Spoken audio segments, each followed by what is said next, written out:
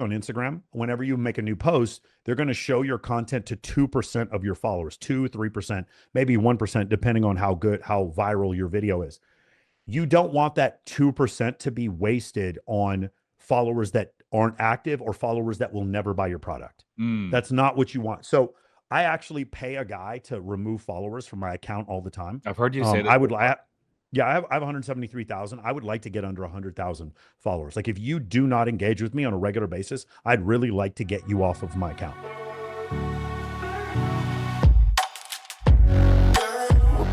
There's been a lot of questions about, live streaming, and actually Cassidy Warren, who actually just got on a call today, was asking about live streaming and how that works.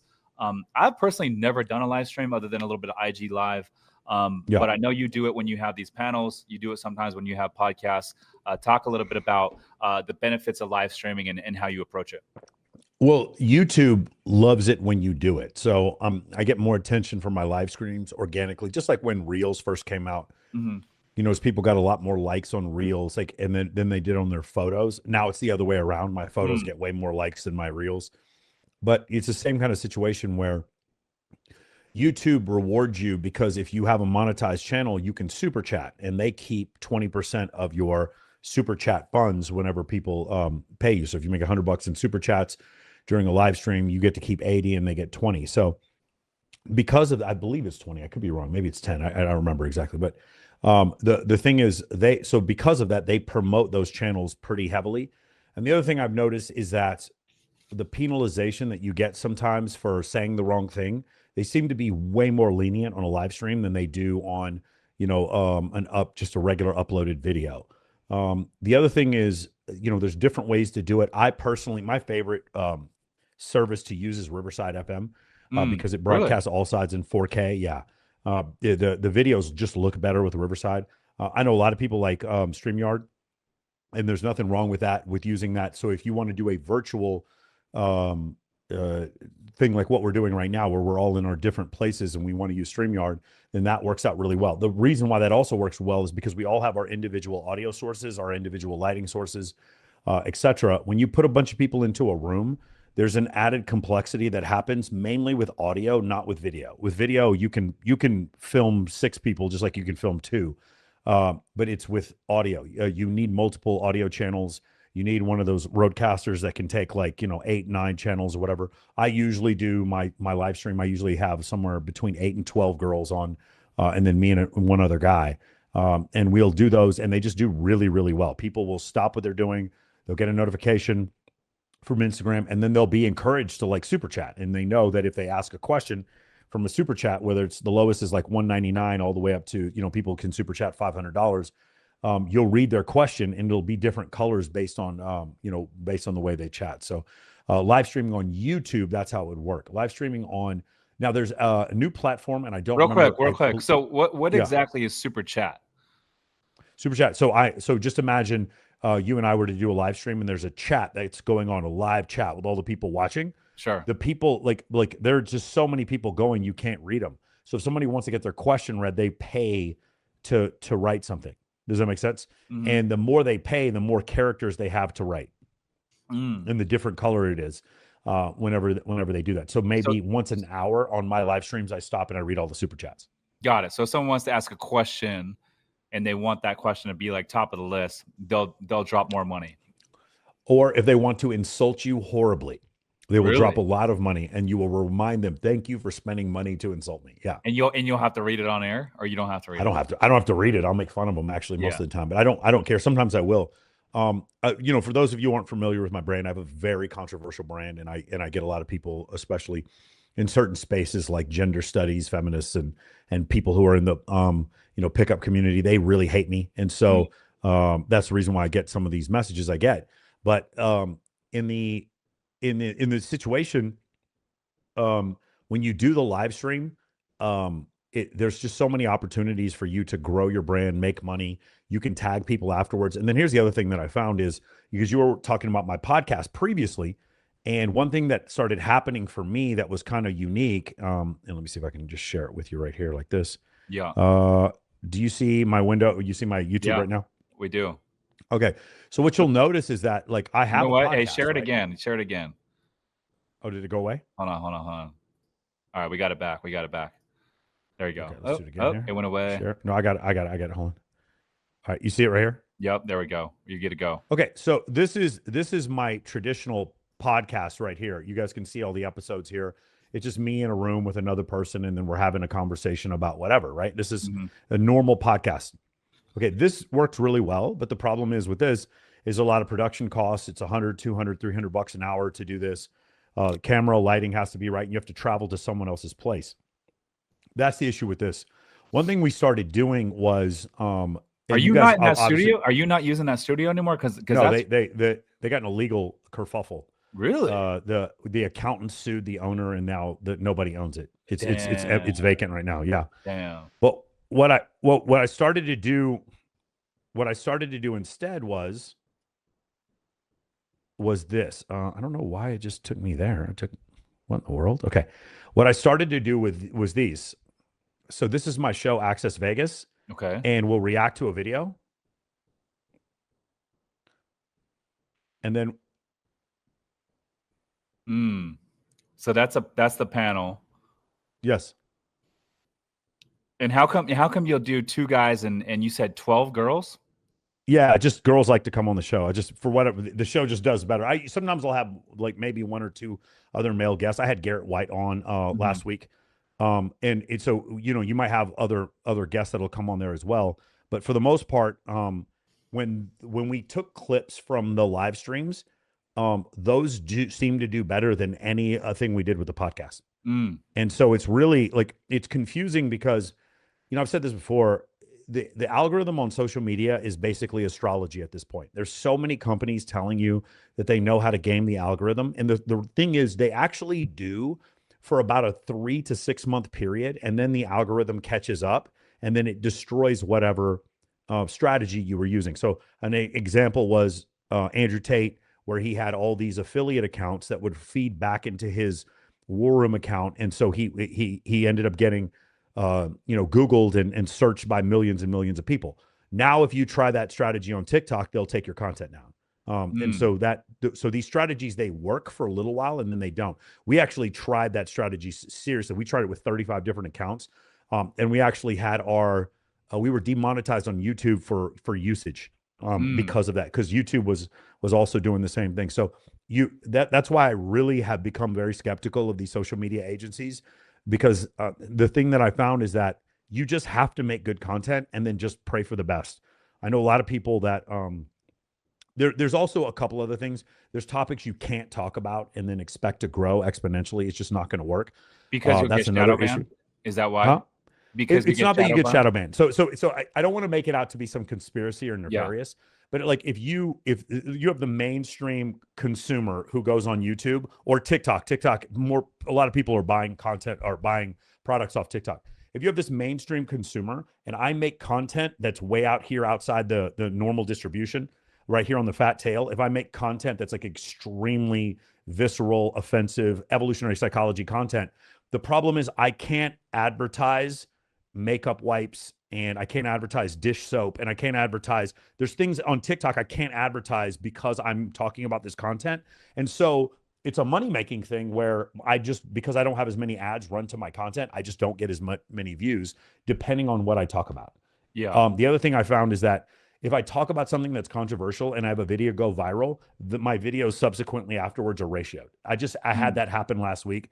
I had a guy, I had Mike Rashid on my show. He said something really controversial in one of my clips. What did he say? He said he wouldn't date a woman over 30.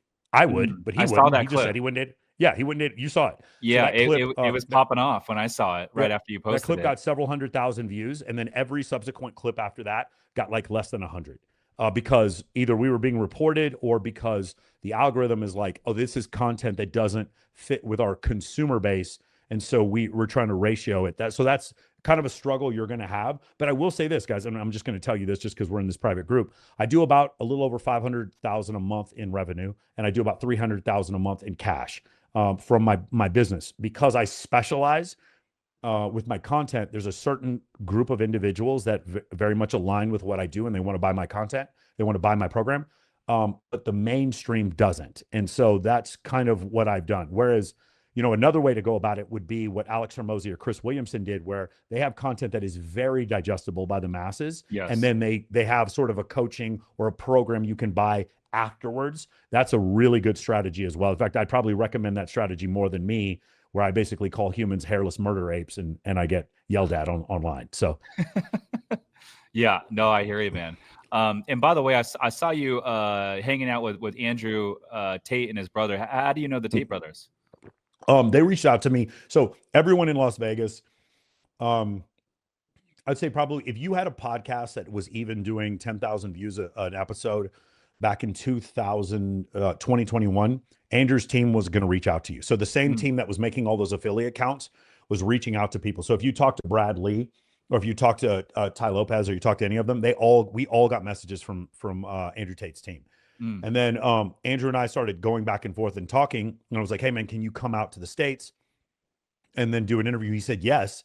And then he said, hey, man, some stuff is coming up and I'm not going to be able to come out there, but I need you to meet my friend Justin and have him on your show instead. So I had Justin Waller on. Justin Waller's become one of my really good friends. mm. Then Justin goes to do a show in Reno with Rollo Tomasi. And then Rollo sees my content, and he had been looking for someone who specialized in evolutionary psychology in that discussion. And so he and I decided to start a podcast together, and that's how I ended up where I'm at now. But Andrew and I have just maintained friends.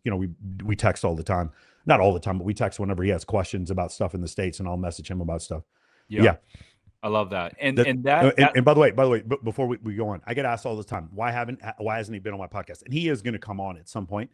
If I have him on I'm not as big as Patrick Bet David. If I have him on my podcast, I will have a huge episode, and then I will get severely ratioed every episode after that. mm, And if you show his image on any TikTok video you do, I'm and not watch going to what do it. happens to your I'm not TikTok. going to do it because I'm not Watch going to risk it. correct. It's basically radiation treatment at that point. It's just and there's certain things that you just can't do. And I've had to learn the hard way about it. That certain things that you have to avoid. Again, if you guys are out there and you're selling accounting, Mhm. hey, I'm an accountant and I'm trying to get my brand out there. You're doing construction. You don't have anything to worry about. I would not go the controversial route. There's a ton of ways for you to become very popular. I would recommend humor is a great way to do it. Meme accounts, going on TikTok and finding out whatever goes viral, that kind of stuff. But for someone like me, because I sell high ticket coaching, I have to do sort of disruptive things in order to get people's attention. I can't be like Gary Vaynerchuk telling people, you know what, if you just believe in yourself and you fall down and you get up every day and you do what feels right to you, you're going to be a winner. If I said some shit like that, nobody would listen. But Mhm. Gary Vaynerchuk says it because he's got 10 million followers and he tells his audience that kind of stuff, and it works for him. But like for the rest of us, because we're not in that place, you can't do that thing. You have to be a little bit more disruptive. Yeah, yeah. I totally feel you there. And one thing I'll say is I've experienced a little bit of it as I kind of like explored different types of content. And I've done a few pieces of content in the past to where I got a shadow ban for 30 days after. One of them is talking about my addiction to Xanax when I was younger. Yeah. And that was a real thing. But now I put out a piece of content talking about how I have a drug addiction, or I had a drug addiction. And now that the algorithm, the platform triggers it as, oh, Rich is talking about drugs. We don't want to push his stuff. That's Rich, one. how long ago was that when you got that shadow ban? This was about a year ago. Okay, so what you'll probably notice is that after, do you remember that Zuckerberg, he came out and he said, we've been using these algorithms to suspend people's accounts and we've actually done too much of it and we're gonna pull it back. This is right after Trump was elected. Have you seen that video? I have not. You'll probably note, I don't know if one of you guys can find that video and pull it up, but he went out and basically said Meta has been making some mistakes. We've gone way overboard with the way we've been suspending people. If the algorithm understood that you were giving a testimonial to get off of drugs, then they wouldn't have suspended you. But in order to be safe, they just suspended you because you said Xanax. And he at least these were his words. I don't know Mark Zuckerberg to know if he's telling the truth, but his words were, we're going to stop doing this. I've noticed that I have not noticed much different on YouTube. I will say on YouTube, I seem to be able to talk about whatever I want, and I don't seem to have a problem. Sure. On Instagram, there does seem to be a bit of like a mainstream or a bit of a liberal bias in what you can talk about and get away with. On TikTok, it's 100%. Like if you anything to do, if you guys want to see something crazy, look at your favorite male self-improvement coach, whether it's Alex or Mosey, whoever, Bradley. Look at his engagement on YouTube and Instagram, and then look at his engagement on TikTok, and ask yourself why is this happening? Male self-improvement does nothing on TikTok. They have no use for it whatsoever. Anything to do that promotes any kind of health or fitness, they just really don't like it on there. And I don't know what it is about that platform that does it specifically. But yeah, I mean, anything like that they even see as remotely lascivious, they get rid of. So TikTok is from what I've seen, by far the most strict. But as far as streaming services are concerned, when we go off Twitch, if you're going to do Twitch, you have to be totally PG. It has to be in fact, if you're a woman and you're too attractive, I'd highly recommend staying away from Twitch or really, really dressing down. Twitch is extremely misogynistic when it comes to this. When women dress in anything that looks like attractive whatsoever, I've been hundreds of thousands, not hundreds of thousands, but thousands of female streamers that have been banned because they dressed up a certain kind of way, and they're on the platform you'll see them for like a month and then they'll get kicked off. And a lot of them have moved to other platforms because of it. Twitch is very, very PG. So Twitch is not a platform for a Nikki San Diego type. Yeah, so Nikki San Diego wanted to do try-on hauls. She could do that on YouTube. She'd get ratioed, but she could do it.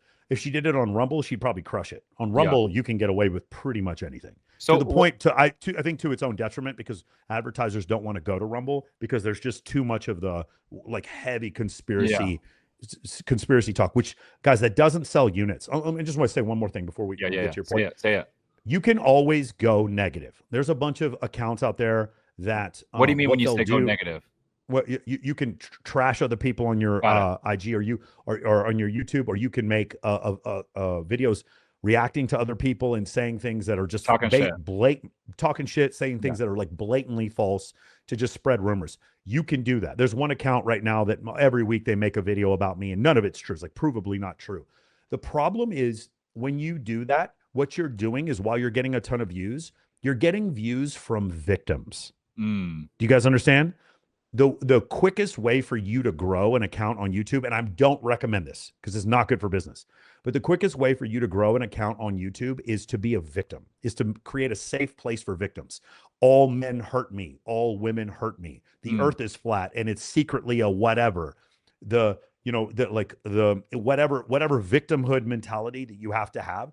If you create something like that, you will grow exponentially fast on social media. Again, this is men's rights activists and feminists, whatever BLM, whatever it is, if you create a safe space for victims, you will grow incredibly bad. But the problem is you're attracting victims, and victims are the first people to ask you for a refund. Victims are the first people to take your course and not execute anything in your course and blame you for your course not working. So when you go negative, just understand you can go very quickly. You can grow exponentially very quickly. But if you go negative, when you try to sell a product, nobody wants to buy your product. Yeah. And on the flip side, I think if you have an audience, you're putting out content, podcasts, whatever it might be, with self-growth, forward thinking, growth mindset, you are now attracting an audience that is the opposite. More sophisticated, more intelligent, higher net worth, action takers. And those are the folks that you guys want becoming customers, investors in your product, whatever it might be that you're looking for. However you monetize, those are the people you want. They're also, but here's the other thing. They're also way less likely to comment on your video. They're actually less likely to like it. Most successful people do not leave comments on YouTube videos. I mean, some people do. I do because it's my living. It's what I do for a living. Yeah. But most people don't. And what you'll notice is, again, when you look at the comments, it tends to not be the middle of the deviation. It tends to be the people on the fringe. And so that's another thing you have to get used to. The other thing is, if you have a transgressive message, like, so for instance, your message is, all these other people have been doing it wrong the whole time, and here's proof that they've been wrong, whatever it is, where it has to do with dollar cost averaging, buying multifamily homes, or how, dating apps don't work. Whatever the thing is, you're going to get a certain group of haters that are going to come out and just start reporting your content, having like horrible things to say about you, especially if you do things that like hurt their business. You're going to see this. I've seen this here in Las Vegas with different real estate experts on YouTube reporting each other's content. I know two what's it called, plastic surgeons that are doing this right now. They're going at each other. Like, that kind of stuff will happen because you're going after someone's livelihood. So that's another thing you have to work out. So you have to have a thick skin. If you want this to work, I mean, you guys have seen the comments, and whenever Rich and I do a collaboration video, just the comments in there, just crazy. Like, the stuff that people are saying that just, well, who hurt this guy? Like, what happened? I'm like, man, it's so crazy. Like, if I sit there and I relay statistics, those are the ones where I get the most negative comments, because it's not my opinion. I'm actually expressing like a scientific fact. People get so angry when I do that. So Michael, that's just something that I've noticed. I noticed a couple of the last posts that we collabed on, you actually got in the comment section and started firing back at some of these people. Yeah, because what I always like, want let's go, Michael. Let's go. Because the reason why I do that is because on Twitter Spaces, on X, I host these X Spaces, and I always ask, like, hey, come expose me. You think that I'm wrong about this? Come do it. And they never do. It's just wishful thinking on my part. Like, whenever people say this stuff, it's something that you guys have to understand. So I was in the military for 7 years. I flew Spec Ops for 5 years, and I did counterintelligence for 2 years. The people that I serve with in the military, I trust them and I trust their opinions because they sacrificed. Does that make sense? If you had somebody sacrifice with you, you trust their beliefs. There's nothing that requires less sacrifice than an anonymous YouTube comment. There's no sacrifice. So you can't put any, this is something, I had to learn the hard way. You can't put any credence behind it unless it's something where it's like, hey man, your audio is not good, you need to fix it. That's like an honest, representation of whatever's going on. But when you see people making anonymous TikTok, YouTube comments, whatever, Twitter comments, when you see that, one of the things you have to recognize is this person did no sacrifice to make this statement, so you should put no weight behind it. And that's really, I mean, it's really good. But again, at the same time, those are the comments that get the most likes, the ones that are the most cynical. So it's just something you have to learn. And as you grow and get bigger, it's something that I heard Chris Williamson. Chris Williamson had a great quote about this. He said, we'll go through the comments, and then as soon as somebody said, I loved your show, except you had this one person on, he's like, I immediately block that person. Anyone who says stupid shit like that, I immediately block them. So that's another thing. We do that too. Like, I do that on my account. We actually get a lot less negative comments than I would expect. And you're also in the real estate space. I'm not too controversial with my content. Yeah. But every now and then we will, and I'll just block and delete, because I just like, I don't need that person trying to like hate on the brand and all that sort of stuff. I think I blocked 9,800 people on Instagram at this point. I have this one video I put up like once every couple months. It's just me like out with a bunch of my friends at a club just dancing, and I leave it up there, and I literally write in the caption, I say, I'm leaving this up for the haters. Anyone who leaves a negative comment, I'll just block you. And people don't read the comments, and they literally just start talking shit, and I just block them. I just use it as bait to just block like another 200-300 people.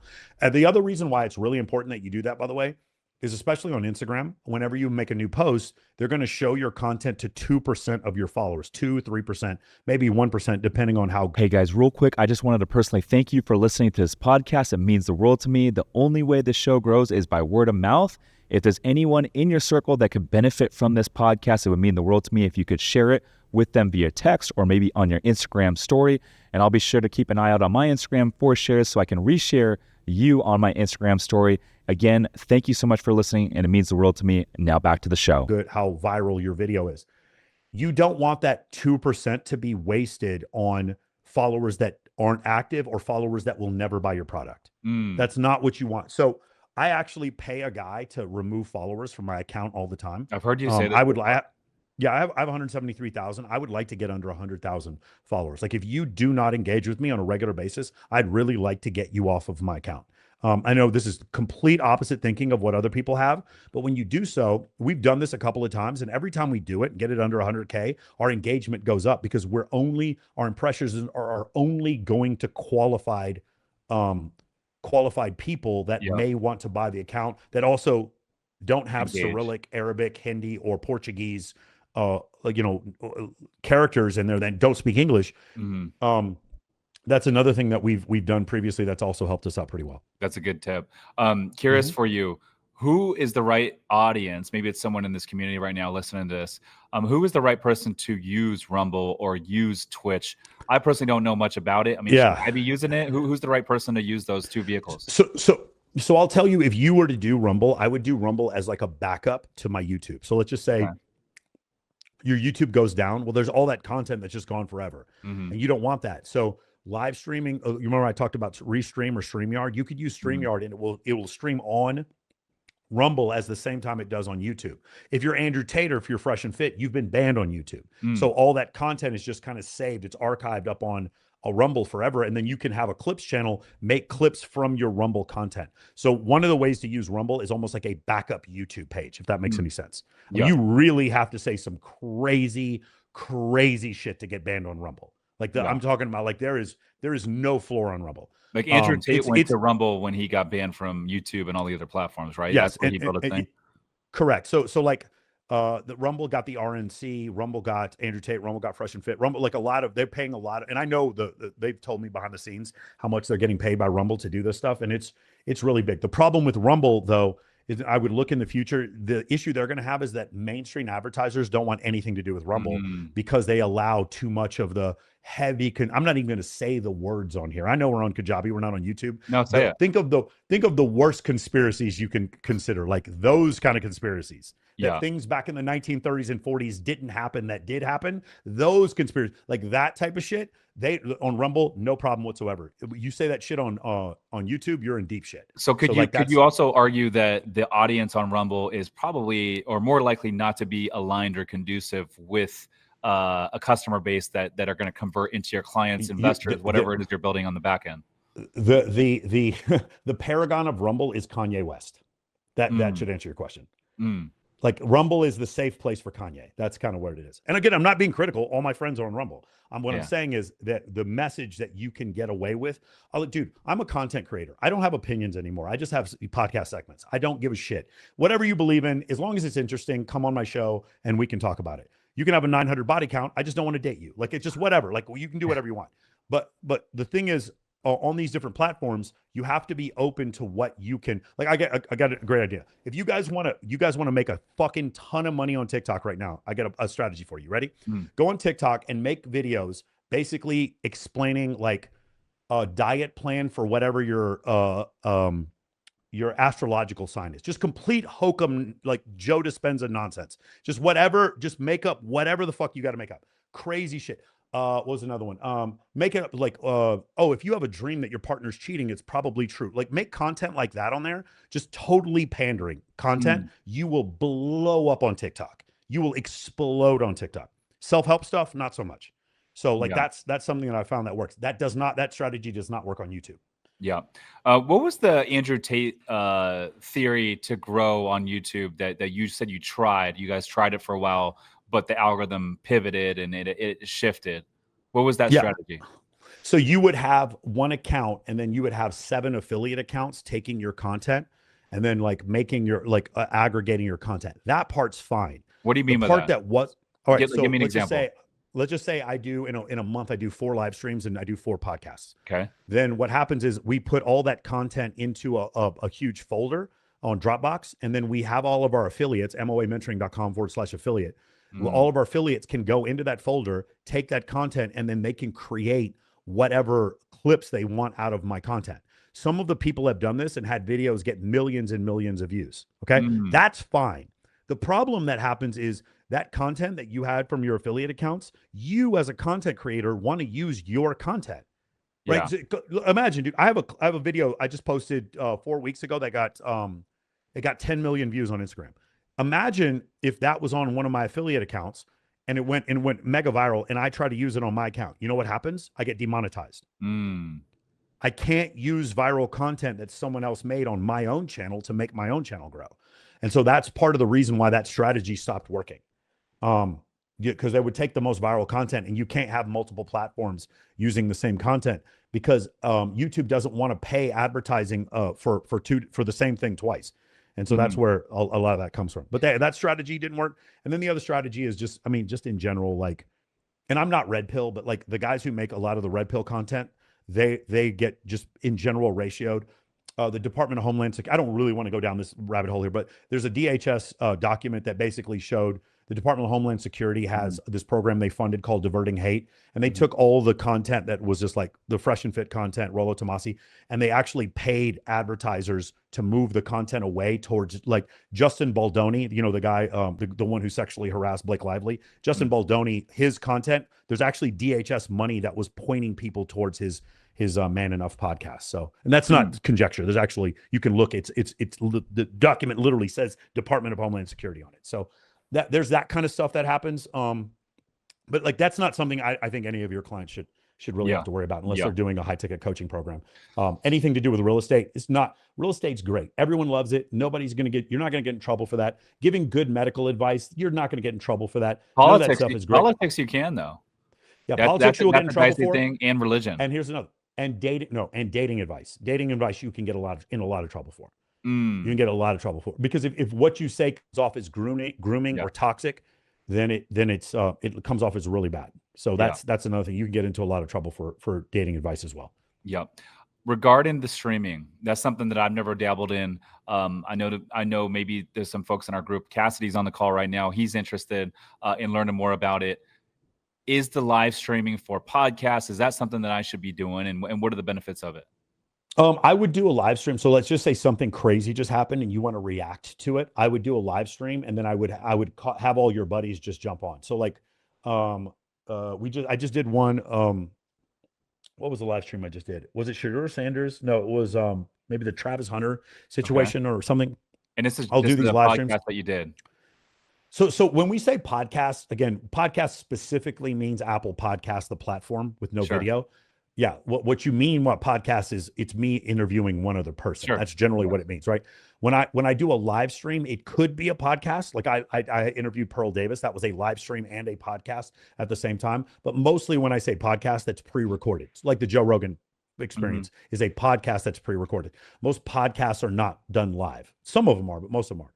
Then there's live streams, which are basically like reactions that they'll do. And some of those will be like, my friends have one called The Dumb Zone, and it's just banter. Those are live streams that are podcasts as well. It's the semantics get really confusing. The main thing you want to do is like, what content does your audience engage with the most? One of the big surprising things for us is that we grab this thing called a DJI Osmo. Do you guys know what it is?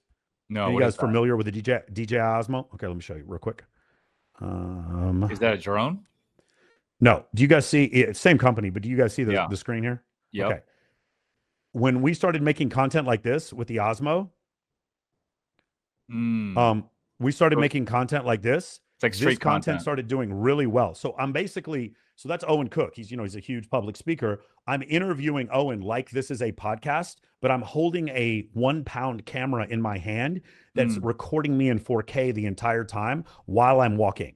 And and then we both have microphones on us while we're walking through downtown Las Vegas. This type of content costs me 1/10 as much as it does to produce a podcast, but this type of content actually did better for me. You figure out what the market tells you. So instead of me spending all this time doing 8 hours of study per podcast guest, I would just find someone I liked. We drink a cup of coffee and we just walk down the street and we would have these conversations, and they would do extremely well. I did another one. This one we really got our steps in. It was me and where's it at? Where's he at? So me and Ty Lopez, we walked 3 miles. So what you're scheduling the guests, and instead of saying, "Hey, come in the studio," like, "Hey, let's just go walk the strip." Let's just go walk the strip. Yeah. And it works great. And then so he has a microphone. He has a microphone on him, and like you can hear it. You can hear what he's saying perfectly, like while he's doing it, because he's got a microphone on him. And you're holding the camera. You're holding the camera in this video. What's up? You're holding the camera? Correct. And so I just turned my wrist back and forth between me and Ty. But most of this was I wanted Ty to do most of the talking. So you can see, like, I'll just rotate it back. And it's got some pretty cool low light properties. It's a steady cam, but it weighs like a 1 pound. The thing is so incredible how easy it works. And if you have good lighting, this works really well. So these videos have been doing really well for me as well. But it's a lot less work than doing a podcast, like a full-on podcast. What's your best method for booking like bigger name guests? Surround them. So this is where I have done a course on podcasting. It's part of my Men of Action course. And one of the first questions I get is about getting bigger guests. And the thing is to surround them. So basically, what I mean by surround them is find people that are adjacent. So I'll give you a specific example of what I'm talking about. I would like to have Chris Williamson on my podcast. That's a big get for me, but we're kind of in the same space. So I have William Costello, who's friends with Chris Williamson, Mac and Murphy, and Alex from Date Psych. I've had conversations with all three of them about coming on my show, along with having Richard Reeves, who Chris Williamson is a huge fan of. I'm going to have those and then send an email to Chris Williamson and Dr. David Buss showing all of those interviews that I've done. And by the way, I reached out to these content creators on Twitter and they responded to me. And these guys are not very big. They don't have big followings, but Chris Williamson is a fan of them because they're researchers, they're academics. I was going to have these. So I was going to have William Costello, David Buss, Mac and Murphy, Alex from Date Psych, and Richard Reeves on my show, and then send Chris Williamson's people an email. These are 5 guests that I've had on, and the likelihood of him at least coming on one of my segments is extremely high. That's generally what I do. That's what I mean by surround them. Does it make sense? So I surround them by I surround them by having other people on that are affiliated, and it's worked extremely well for me. Like that strategy has almost never failed me. Yeah, that's good. I think one thing that we've done a good job of is just trying to focus on landing like one bigger name guest. And then once you got the bigger name guest, leverage that one guest to get more and be like, drop it in the email, however you get a hold of them. Hey, here's a link to Grant Cardone coming on or whoever that guest might be. And that's a good way right there. So question for you, when you do these roundtables, you mentioned 2 guys up to 12 girls, and you're streaming this, what platforms are you guys streaming on? You mentioned Riverside Radio, StreamYard. No. So for that show specifically, I'll just pull it up right now. Hold on. For that specifically, so this is Access Vegas. This is my live stream show. Okay. For this show specifically, I'm only using StreamYard. Okay. And it's only going to Rumble and YouTube. Okay. And then are you recording this and putting it out as a podcast episode on your podcast feed down the road as well? No, it just stays there. And so look on my YouTube section. Do you see on your YouTube, you see it says home, video, shorts. There's one tab here that says live. You click on the live tab, and then this is, you can go back for years and like look at my. And this lives forever. Yeah, this lives forever. But this is like the second episode of Access Vegas we did, like right here. You can see like going all the way back to the beginning. All the episodes of Access Vegas come on there. I've had some pretty big guests on here. But like every 2 weeks we do the show, and then we do the show and we interview. We have like 12 different girls come on the show, and we have all these different microphones, and this just stays up here forever. That's correct. Well, also another thing I'll recommend highly is getting ChatGPT to use what's called Video Summarizer. Oh, I actually did. Yeah, so you can see right here. Use Video Summarizer, and it'll do timestamps for you automatically. You see the timestamps over here? Through YouTube? Yeah, no, it's through Instagram. I'm sorry, Instagram. It's through, okay, well, let me start over. There's 2 ways to do this. One is Gemini, which is affiliated with Google and YouTube. Gemini can do timestamps for you, but they're not very good. I haven't seen them work really well. The other thing is there's an add-on to ChatGPT called Video Summarizer. The add-on will go through and it'll take 30-minute blocks of your video and then do timestamps for them. And then you just copy all the timestamps and paste them into the description for your YouTube video. And now you have chapters on your YouTube video.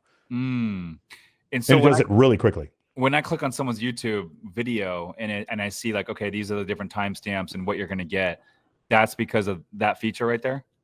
Most of them did it manually, but now because of ChatGPT, you can do it using AI. Okay, got it. What strategy are you guys seeing success with right now with growing your YouTube, growing your podcast in your platform? Going back and taking content that was already really popular and then reposting it has been a really, really strong strategy for us. So like remixing old content that's already popped off? Remixing old content, yes. Hold on. I don't know why I just did that. All right, let's try this again. Stop screen share. And then, I just. Oh. Looks like we lost them. Cassidy Warren, what's up? I'm back. Can you hear me? Oh, he's back. He's back. Okay, sorry about that. So going back to what I was saying before, let me go. He's in and out. Must be hitting the wrong button. There he is. He's back. Oh, you're on mute, man.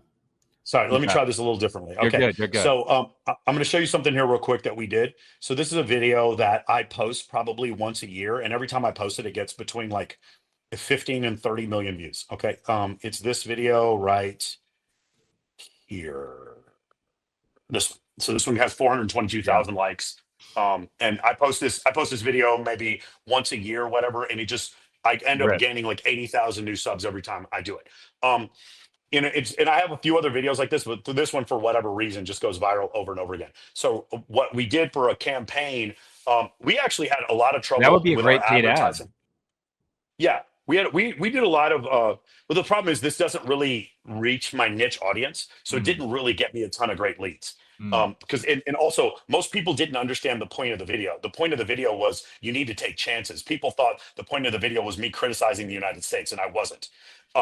So the reason. So we would repost viral content over and over again, and it worked out really well. I mean, it's one of these. You take the viral content and then you would repost it on YouTube, or you'd repost it on whatever, and then you could also put a CTA in it the next time you repost it. That was a strategy that we saw that worked really, really well. Yeah. Also, AMAs, Q&As, those also seem to work really well for us as well. And when you say AMA or Q&A rather, ask me anything. Ask me anything, and you're saying on social or like in the long form podcast YouTube?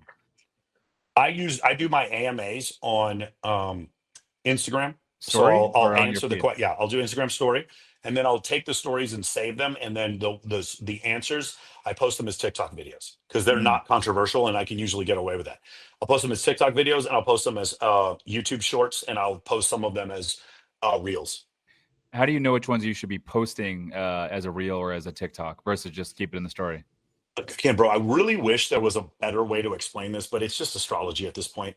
Bro, there's some videos that you and I have done where I'm like, this should go mega viral, but it doesn't. And then there's some videos that I'm like, I didn't say anything interesting at all. And then I was like, how did that get 400,000 views? I really wish I could tell you. I'm going to be honest with you because I'm not selling, social media marketing course. I have dealt with dozens of companies doing this, and like, there's just no answer.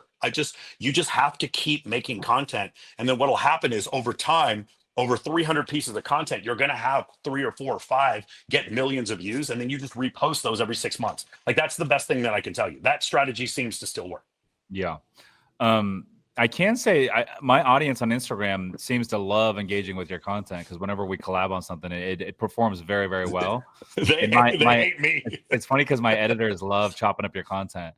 And every time we talk about pulling like old content, they're like, your name always pops up. They want to pull more of your content because it always performs well.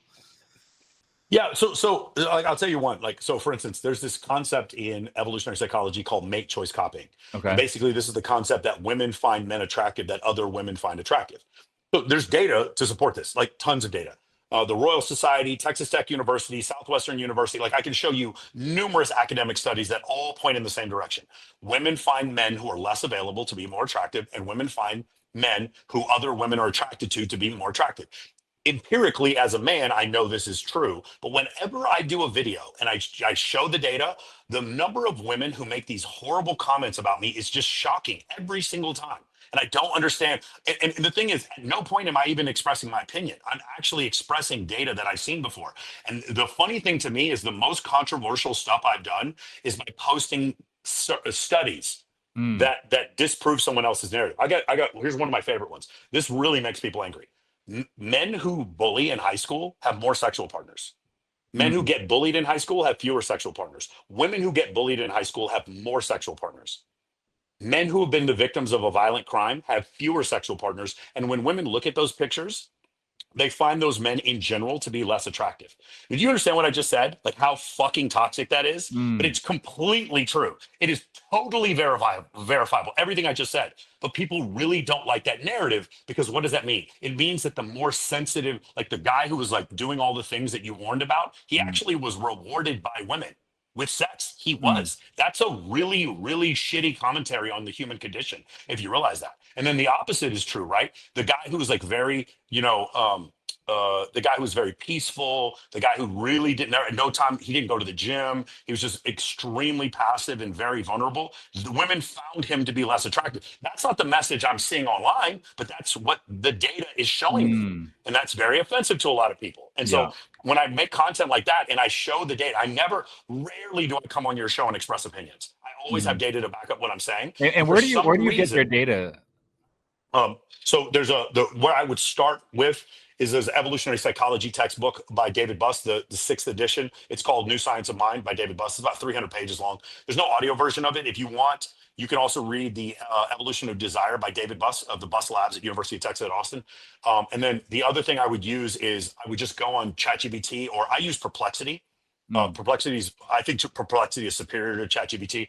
I'll use Perplexity and I'll say, I'm looking for evolutionary psychology studies, and I need the specific study citations that show that X, Y, or Z. And so like I'm actually like trying to get someone to do a study on like the actual social ramifications of being cheated on by men or women. Because I have a theory about it. And it's very offensive. A lot of people don't like it, but my audience, my clients love my content. That's why they would spend $25,000 for a course with me, is because they really align with what it is that I'm saying. And what I'm saying, like, if you've been zeroed out or you were told that the world was a certain way and then your wife took half your money, you're going to have a different belief about the world. You're going to be open to a different interpretation of how the world works. Yeah, that's really good. Yeah, I love it. Michael, appreciate you, my man. We got to connect sometime soon, whether it be in Vegas or maybe out in San Diego again. We got to run another podcast back. I'd love to go on your show as well. So let's stay connected, and I'm gonna stay tuned. We're gonna fire off another remix tonight. Get ready. Let's go, baby. Right, man. Appreciate you guys. Happy Tuesday. Right, guys. Thank you so much.